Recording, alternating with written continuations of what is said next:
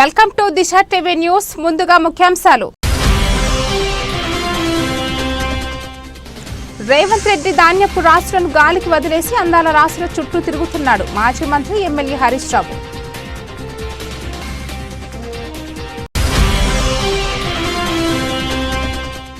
మా డ్రోన్లు మిసైల్స్ గురించి గుర్తొచ్చి పాకిస్తాన్కు ఎన్నో రోజులు నిద్ర రాలేదు. ప్రధాని మోడీ.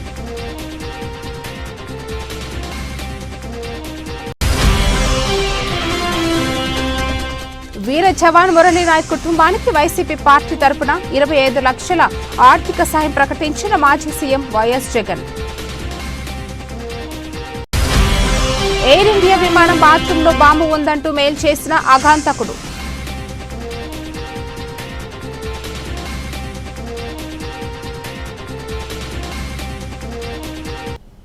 రేవంత్ రెడ్డి ధాన్యపు రాశులను గాలికి వదిలేసి అందాల రాశుల చుట్టూ తిరుగుతున్నాడు. అందాల పోటీల కోసం రివ్యూలు చేస్తున్నాడు. అందాల భామలకు కుక్కలు కనబడకుండా కుక్కలను ఎత్తుకుపోయి చంపుతున్నారు. కానీ దేశానికి అన్నం పెట్టే రైతన్న కోసం రివ్యూ చేయడానికి కనీస సమయం లేదు. వేలాది మంది పోలీసులను ప్రభుత్వ అధికారులను నియమించి అందాల భామలకు కుక్కలు కనపడకుండా కుక్కలను ఎత్తుకుపోయి చంపుతున్నారు. కానీ దేశానికి అన్నం పెట్టే రైతన్న కోసం రివ్యూ చేయడానికి కనీస సమయం లేదు. వేలాది మంది పోలీసులను ప్రభుత్వ అధికారులను నియమించి అందాల రాశులకు ఇబ్బంది కలగకుండా చూస్తున్నాడు. కానీ రైతుల ఇబ్బందులను పట్టించుకోవడం లేదు మాజీ మంత్రి ఎమ్మెల్యే హరీష్ రావు. వేలాది మంది పోలీస్ అధికారులను ప్రభుత్వ అధికారులను నియమిస్తూ అందాల పోటీలకు ఇబ్బంది కలగకుండా కుక్కల్ని ఎత్తుక చంపుతున్నారు, లేకపోతే డబ్బలు ఎత్తేస్తున్నారు, స్ట్రీట్ వెండర్స్ దుకాన్లు తీసేస్తున్నారు, చాలా కష్టపడుతున్నారు, పర్వాలేదు. కానీ దేశానికి అన్నం పెట్టే రైతన్న కోసం, ఆరుగాలం కష్టపడి పంట పండించే రైతన్న కోసం రివ్యూ చేయడానికో రైతుల కష్టాలు తీర్చడానికో ఈ ముఖ్యమంత్రి గారికి ఈ ప్రభుత్వానికి కనీసం సమయం లేకపోవడం అనేది చాలా దురదృష్టకరం. అంటే ఈ ప్రభుత్వం రైతుల పట్ల ఏ పాటి చిత్తశుద్ధి ఉందో ఈరోజు మనకు స్పష్టంగా అర్థమవుతూ ఉంది. ధాన్యపు రాశులను గాలికి వదిలేసి అందాల పోటీలతో అందాల రాశుల చుట్టూ ఈ ముఖ్యమంత్రి గారు ఈ ప్రభుత్వం అంతా కూడా తిరుగుతూ ఉంది. ఇంట్లోకి దూరి మరీ చంపుతామని పాకిస్తాన్ ఆర్మీకి కూడా చెప్పాం. పాకిస్తాన్ బ్రతకడానికి ఒక్క అవకాశం కూడా ఇవ్వం. మా డ్రోన్లు మిసైళ్ల గురించి గుర్తొచ్చి పాకిస్తాన్కు ఎన్నో రోజులు నిద్ర రాదు. ప్రధాని మోడీ. पाकिस्तानी फौज को भी बता दिया है, पाकिस्तान में ऐसा कोई ठिकाना नहीं है जहां बैठकर आतंकवादी चैन की सांस ले सके. हम घर में घुसकर मारेंगे और बचने का एक मौका तक नहीं देंगे. और हमारे ड्रोन्स, हमारी मिसाइलें, उनके बारे में तो सोचकर पाकिस्तान को कई दिन तक नींद नहीं आएगी. వీర జవాన్ మురళీ నాయక్ కుటుంబానికి వైసీపీ పార్టీ తరపున 25 లక్షల ఆర్థిక సహాయం ప్రకటించిన మాజీ సీఎం వైఎస్ జగన్. కృతజ్ఞతలే. పార్టీ తరపు నుంచి అన్ని రకాలుగా మురళీకి అండగా తోడుగా ఉంటాం. పార్టీ తరపు నుంచి ఒక 25 లక్షల రూపాయలు వైఎస్ఆర్ కాంగ్రెస్ పార్టీ తరపు నుంచి అండగా ఉంటూ ఆ కుటుంబానికి తోడుగా ఉండే కార్యక్రమం చేస్తాం. మనిషిని తాలేకపోయినా కూడా తాను చేసిన త్యాగానికి అందరం కూడా అండగా తోడుగా ఉండే కార్యక్రమం అయితే ఖచ్చితంగా జరుగుతుంది. ఇలా కుటుంబానికి మంచి జరగాలని, చనిపోయిన మురళికి తన ఆత్మకు శాంతి కలగాలని దేవుని మనసారా కూడా కోరుకుంటాను. శంషాబాద్ ఎయిర్ ఇండియా విమానం బాత్రూంలో బాంబు ఉందంటూ మెయిల్ చేసిన ఆఘాంతకుడు. కోల్కతా నుండి హైదరాబాద్ వస్తున్న ఎయిర్ ఇండియా విమానంలోని బాత్రూంలో బాంబు ఉందంటూ మెయిల్ చేసిన గుర్తు తెలియని ఆఘాంతకుడు. విషయాన్ని ఏటీసీ అధికారులకు వెల్లడించిన అధికారులు. అప్రమత్తమైన అధికారులు విమానాన్ని శంషాబాద్ ఎయిర్లో ల్యాండింగ్ చేసి ముమ్మర తనిఖీలు.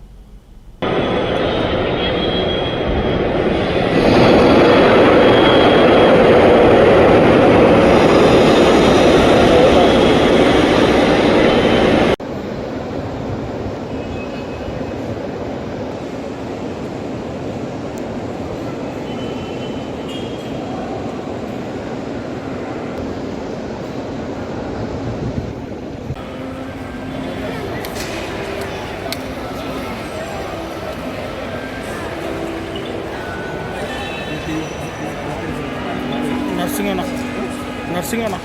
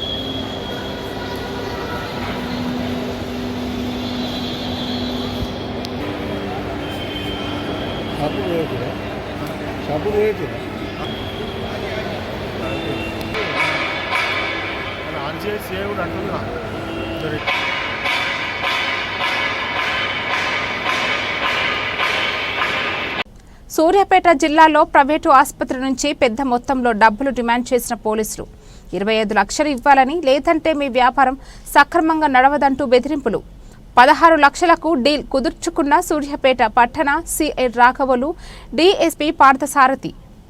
డబ్బులు ఇవ్వడం ఇష్టం లేక ఏసీబీని ఆశ్రయించిన వ్యక్తి. సూర్యాపేట డీఎస్పీ కార్యాలయంలో 2.5 గంటల విచారణ చేసిన ఏసీబీ అధికారులు.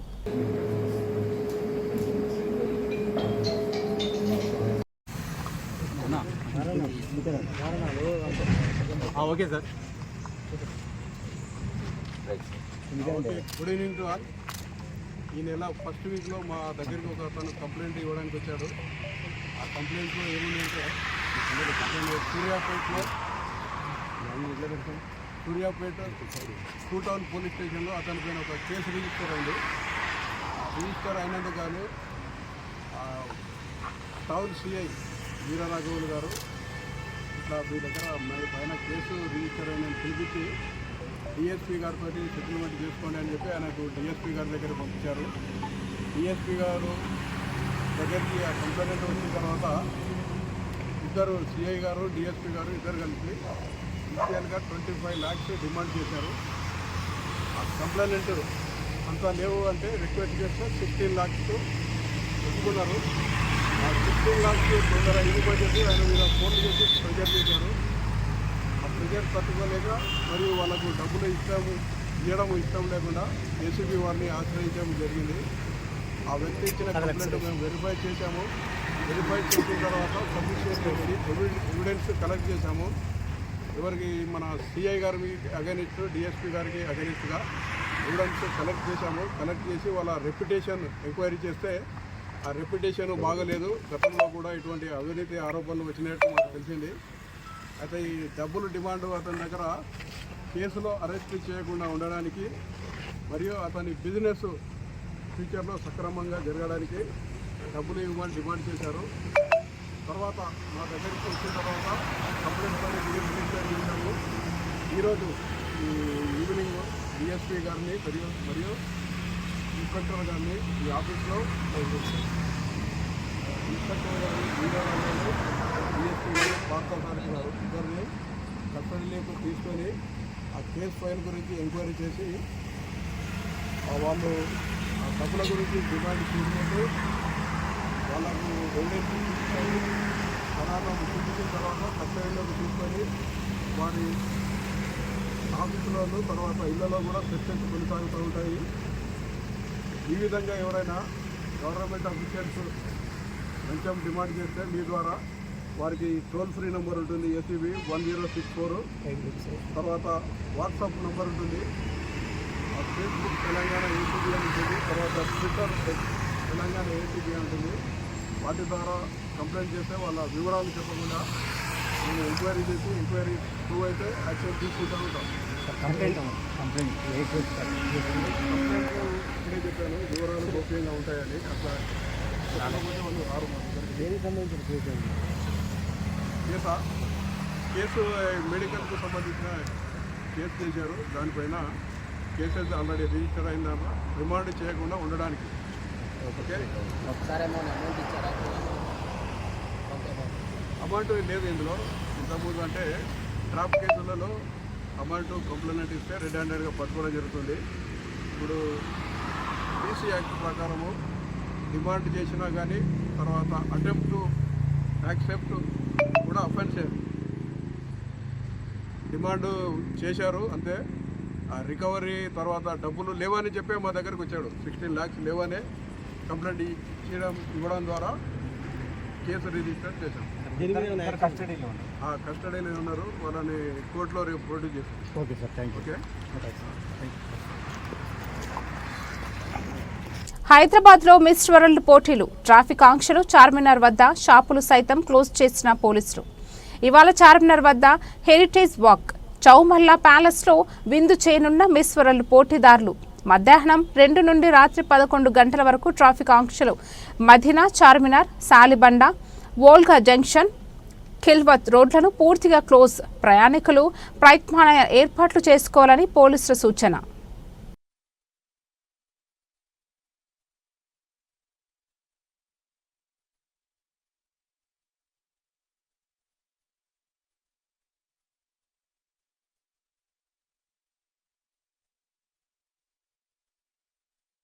విజయవాడ మచిలీపట్నం హైవే బోల్తా పడిన కూల్ డ్రింక్ వ్యాన్. అతివేగంతో వెళ్తున్న వ్యాన్ ఒక్కసారిగా టైర్ పేలడంతో ఈ ఘటన చోటు చేసుకుంది.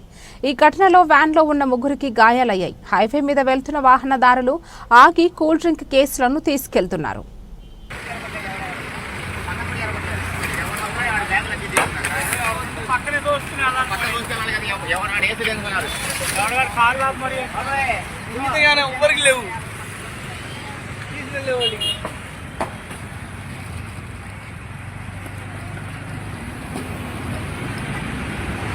భారత సైన్యానికి పూర్తి శక్తినివ్వాలని ఆకాంక్షిస్తూ ఇంద్రకీలాద్రి శ్రీ దుర్గా మల్లేశ్వర ఆలయంలో ప్రత్యేక పూజలు చేసిన మంత్రి నాదెండ్ల మనోహర్, జనసేన నాయకులు.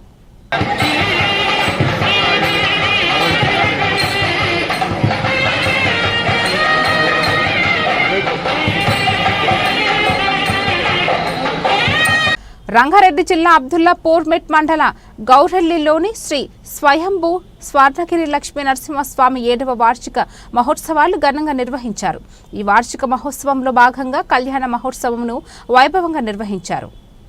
ఈ కళ్యాణ మహోత్సవంలో స్థానిక ఎమ్మెల్యే మల్రెడ్డి రంగారెడ్డి, మాల్కాజ్గిరి పార్లమెంటు సభ్యులు ఈటల రాజేంద్ర ముఖ్య అతిథులుగా విచ్చేసి స్వామివారి కళ్యాణంలో పాల్గొన్నారు. ఈ సందర్భంగా ఆలయంలో ఉదయం నుండి ప్రత్యేక పూజలు, అభిషేకాలు నిర్వహించి అనంతరం స్వామివారి కళ్యాణ కార్యక్రమను నిర్వహించారు. మనం గాలికి ఇది మనదే అని చేస్తే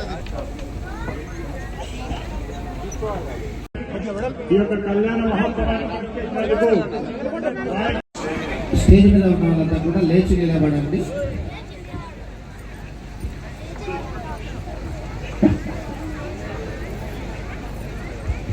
ఓం నమస్తవసే నమస్తవ నమస్తవరే నమస్తగీరాం.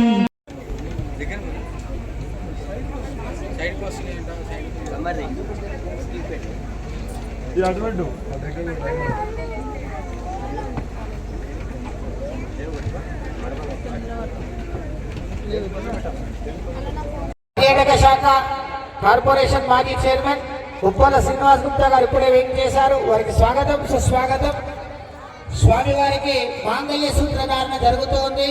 మాంగళ్యం అంటే సకల శుభాలను కలగజేసేటువంటిది.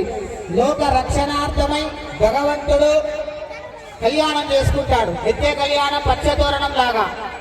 శ్రీరామసింహస్వామి ఆకృపయ ఏవం శ్రీమద్ వేదమార్గ ప్రతిష్టాపనాచార్య వేదాంత ప్రవర్తకాచార్య శ్రీమద్ పరమాంస పరివ్రాజకాచార్య శ్రీ శ్రీ శ్రీ కిలండ శ్రీమన్నారాయణ రామానార్థం క్షేత్రభూత్యర్థం పాదరాస్వార్థ్యర్థం సంకల్పిత త్రియాన్నిక శ్రీ సప్తవార్షికోత్సవాత్య ద్వితీయ నిర్విఘ్నాశివవిందో మాంతో అనుగృహ్ణంతో దేవాస్యాగర్తం యోగ్యతా సిద్ధిరస్ అనుగృహ్ణంతో భవంతో యోగ్యతా సిద్ధిరస్తు తైః అనుగృహీతః స్వాదనే ఉపవిశ్య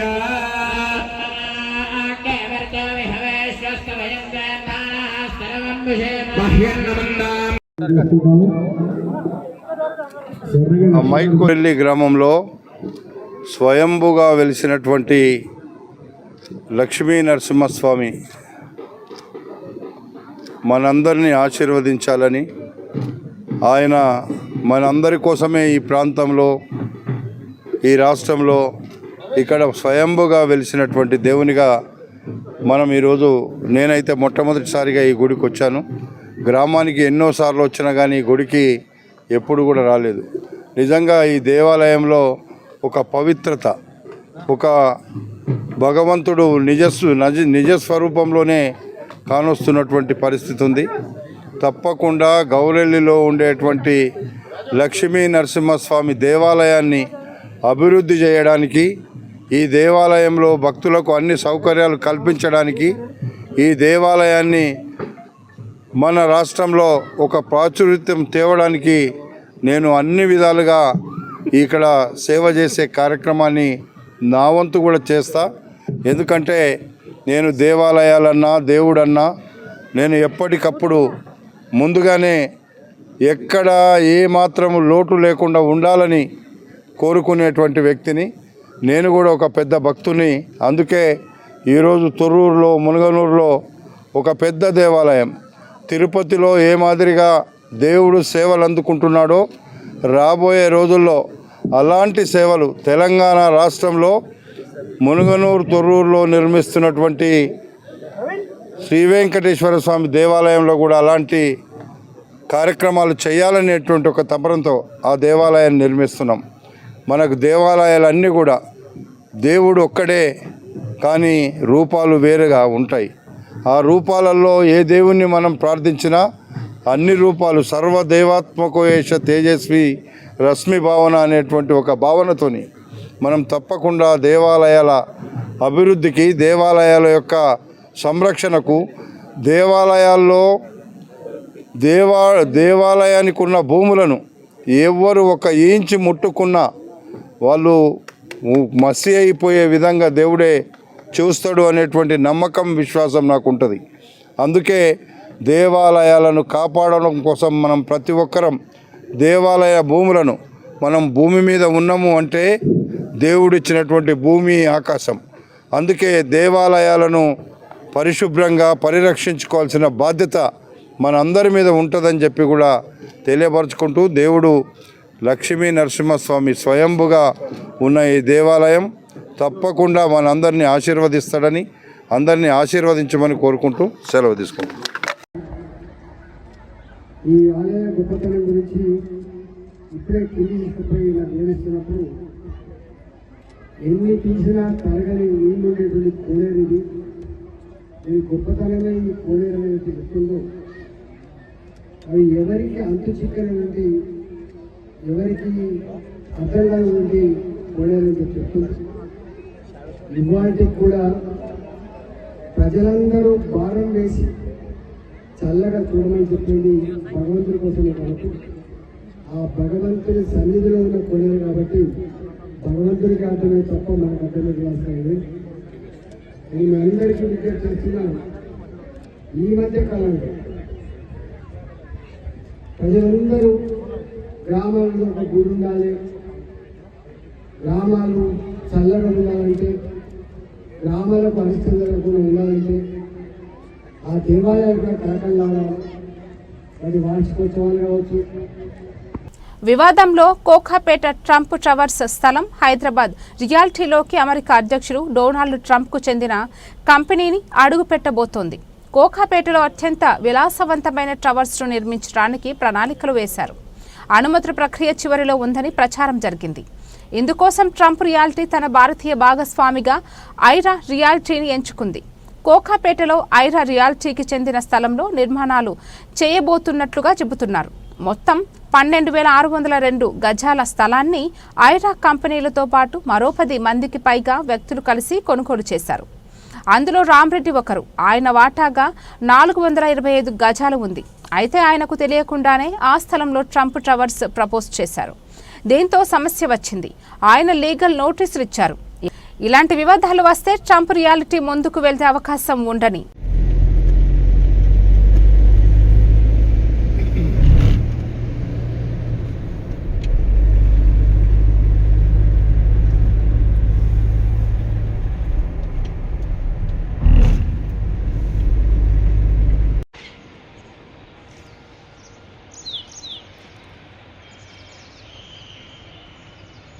వార్తలు ముగించే ముందు మరోసారి ముఖ్యాంశాలు. రేవంత్ రెడ్డి ధాన్యపు రాసులను గాలికి వదిలేసి అందాల రాసుల చుట్టూ తిరుగుతున్నాడు. మాజీ మంత్రి ఎమ్మెల్యే హరీష్ రావు.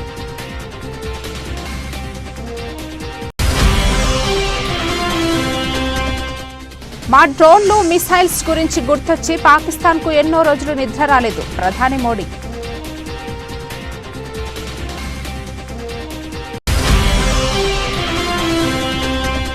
వీర జవాన్ మురళీ నాయక్ కుటుంబానికి వైసీపీ పార్టీ తరపున 25 లక్షల ఆర్థిక సాయం ప్రకటించిన మాజీ CM YS Jagan. Air India విమానం బాత్రూంలో బాంబు ఉందంటూ మెయిల్ చేసిన ఆఘాంతకుడు.